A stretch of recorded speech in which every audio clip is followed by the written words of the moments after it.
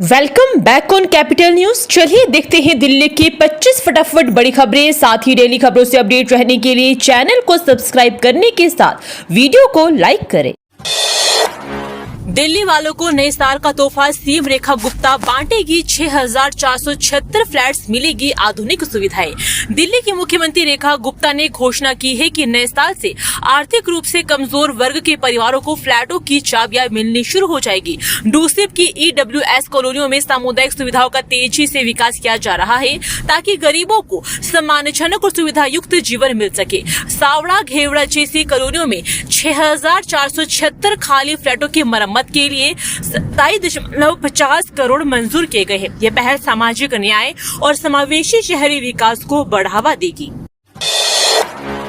दिल्ली में PWD ने tender के नियमों को किया सख्त, सिस्टम में बदलाव लाने को लेकर नए निर्देश जारी। PWD दिल्ली ने परियोजनाओं के लिए नए और सख्त टेंडर नियम जारी किए हैं। अब निर्माण स्थलों पर क्वालिटी कंट्रोल लैब स्थापित करना और टेंडर से पहले व्यवहार्यता अध्ययन अनिवार्य होगा। ये कदम CVC के निर्देशों के बाद आया है, जिसका उद्देश्य बेहतर निगरानी और गुणवत्ता सुनिश्चित करना है। इन बदलावों से भविष्य की परियोजनाओं में देरी और गुणवत्ता संबंधी समस्याओं को रोकने में मदद मिलेगी, जैसा कि पहले भी देखा गया था। दिल्ली वालों की शिकायतों का तेजी से होगा समाधान। AI की मदद लेगी सरकार, IIT के साथ मिलकर बनाया प्लान। दिल्ली सरकार IIT कानपुर के साथ मिलकर AI आधारित एकीकृत शिकायत निवारण प्रणाली शुरू करेगी। यह प्रणाली शिकायतों का त्वरित समाधान और वास्तविक समय में निगरानी सुनिश्चित करेगी। इसका उद्देश्य विभिन्न मौजूदा शिकायत पोर्टलों को एक डिजिटल डैशबोर्ड में एकीकृत कर देगी और दोहराव जैसी समस्याओं को दूर करना है। सूचना प्रौद्योगिकी मंत्री डॉक्टर पंकज सिंह ने इसे नागरिक केंद्रीय शासन की दिशा में महत्वपूर्ण कदम बताया है। कापस हेड़ा के सब रजिस्ट्रार और महरौली के तहसीलदार सस्पेंड, सीएम रेखा गुप्ता के आदेश पर हुई कार्रवाई। दिल्ली की मुख्यमंत्री रेखा गुप्ता के सख्त निर्देश पर भ्रष्टाचार और जनता के काम में बाधा डालने के आरोप में कापस हेड़ा के सब रजिस्ट्रार और निलंबित को कर दिया गया है। महरौली के तहसीलदार को भी सस्पेंड किया गया, जबकि कापस हेड़ा में एक 1.5 साइटर का लाइसेंस रद्द हुआ। मुख्यमंत्री ने भ्रष्टाचार के खिलाफ जीरो टॉलरेंस नीति पर जोर दिया। कहा कि जनता के काम में रुकावट डालने वालों को बख्शा नहीं जाएगा। ये कार्रवाई राजस्व विभाग में पारदर्शिता सुनिश्चित करने के लिए। दिल्ली में होगा देश का सबसे बड़ा साहित्यिक महोत्सव। 3 दिन के लिए जुटेंगे 100 से ज्यादा लेखक और विचारक।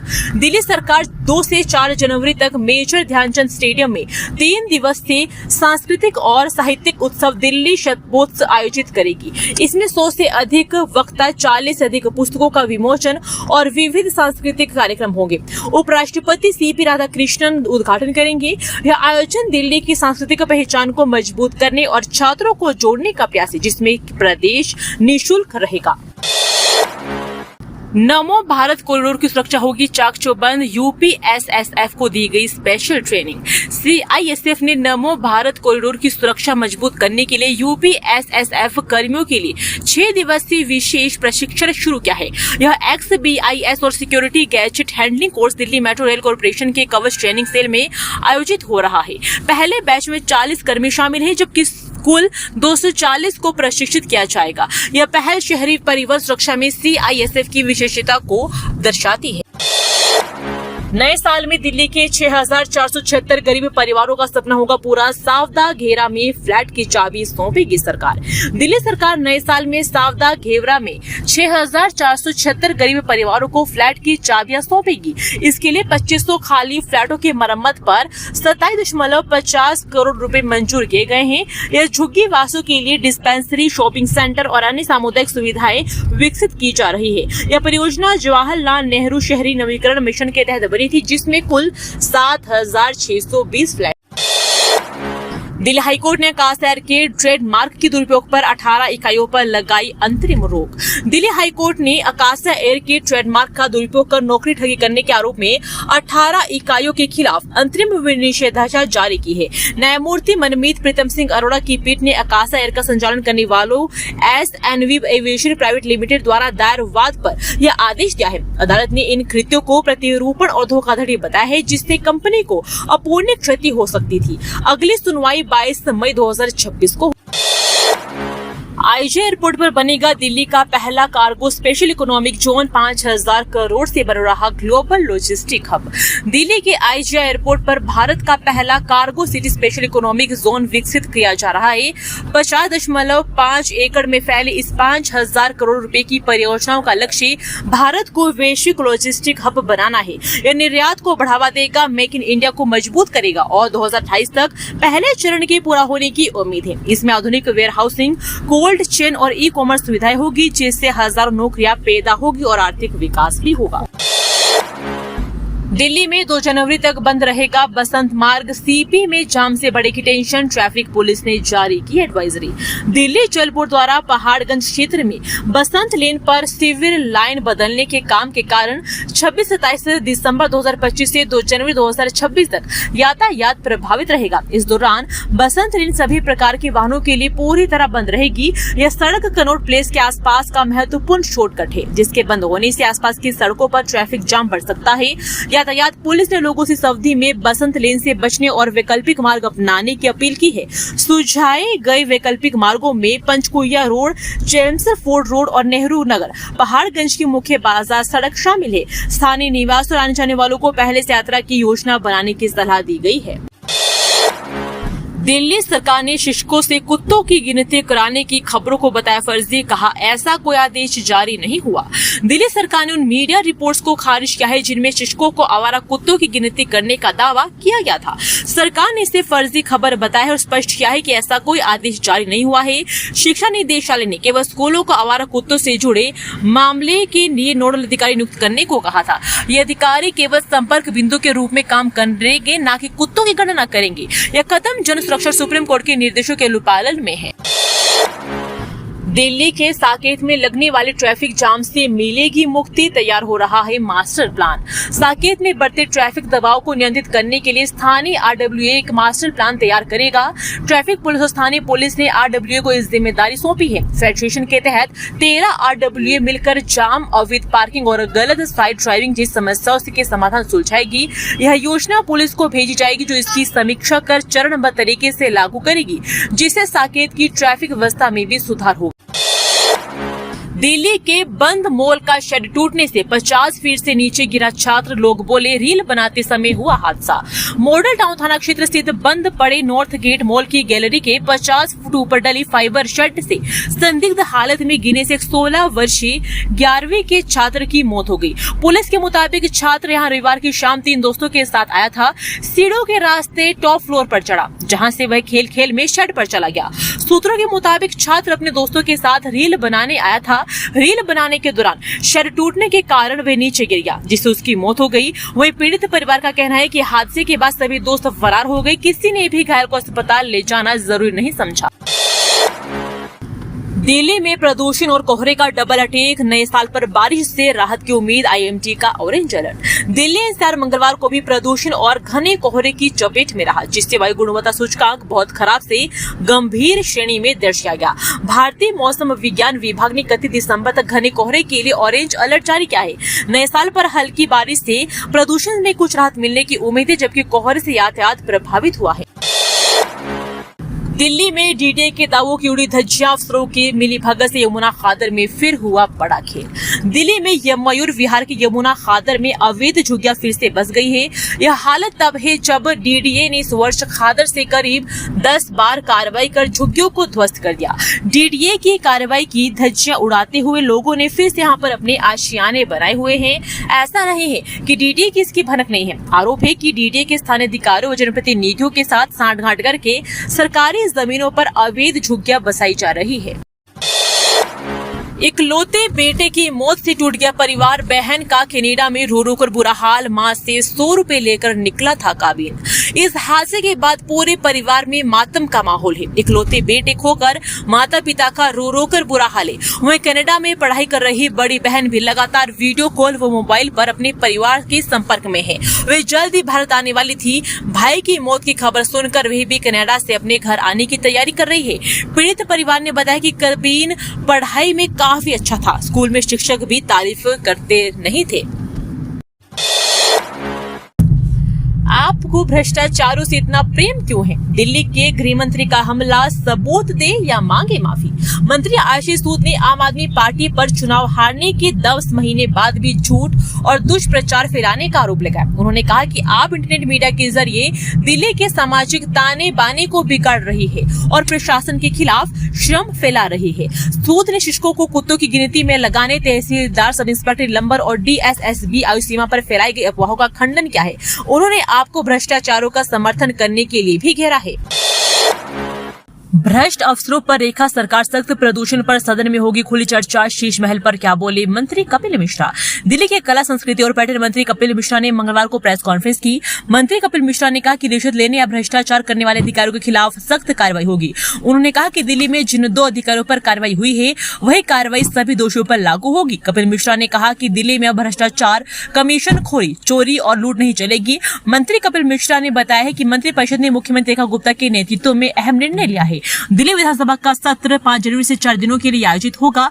विधानसभा सत्र में सरकार की ओर से महत्वपूर्ण प्रस्ताव लाए जाएंगे। अब कोहरे में नहीं थमेगी वंदे भारत की रफ्तार, रेलवे ने उठाए कई जरूरी कदम। रेलवे बोर्ड ने घने कोहरे के कारण ट्रेनों के परिचालन पर पड़ रहे असर को कम करने के लिए कई महत्वपूर्ण कदम उठाए हैं। यात्रियों की सुविधा और समयबद्धता सुनिश्चित करने के लिए जोनल व मंडल स्तर पर निगरानी बढ़ाई गई है। वंदे भारत एक्सप्रेस को समय पर चलाने के लिए अतिरिक्त रेक की व्यवस्था की गई है। IRCTC द्वारा खान पान और अन्य सेवाओं के लिए वार रूम भी सक्रिय किया गया है ताकि समस्या का तुरंत समाधान हो। अब खुलने लगी गोगिया सिंडिकेट की परतें। फाइनेंस कंपनी चलाने वाले राम सिंह की जारी धोखाधड़ी की रकम लगाता था ठिकाने।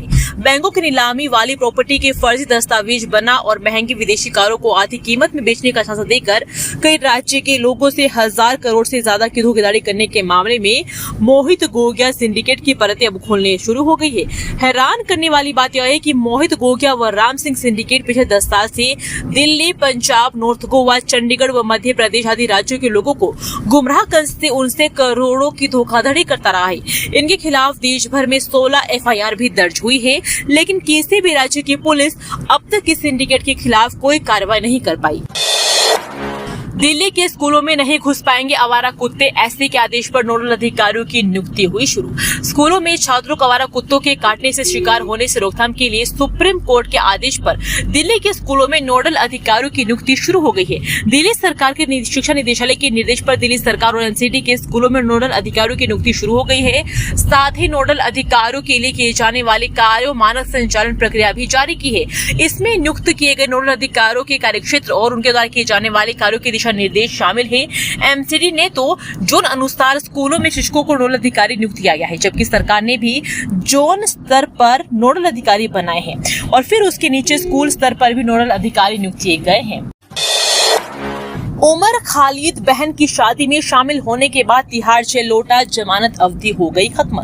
कड़क कड़ूमा स्थित अतिरिक्त सत्र न्यायाधीश की अदालत से मिली अंतरिम जमानत समाप्त होने के बाद दिल्ली दंगों की साजिश मामले में आरोपित और JNU के पूर्व शोधार्थी उमर खालिद ने तिहाड़ जेल से सर्वेंट कर दिया है। खालिद ने यह कदम अपनी बहन की शादी में शामिल होने के लिए अदालत से मिली अंतरिम जमानत की अवधि पूरी होने के बाद उठाया है। कड़क कड़ूमा स्थित अतिरिक्त सत्र न्यायाधीश समीर वाजपेयी ने खालिद को 16 दिसंबर से 29 दिसंबर 2025 तक जमानत पर रिहा कर दिया था। खालिद जो 2020 दिल्ली दंगों से जुड़े एक बड़े षड्यंत्र मामले में सितंबर 2020 से जेल में है, उसने लगातार इन आरोपों से खुद को बेदाग बताया है। दिल्ली टोल जाम पर आप और मेयर आमने सामने, प्रदूषण और ट्रैफिक पर गरमाई राजनीति।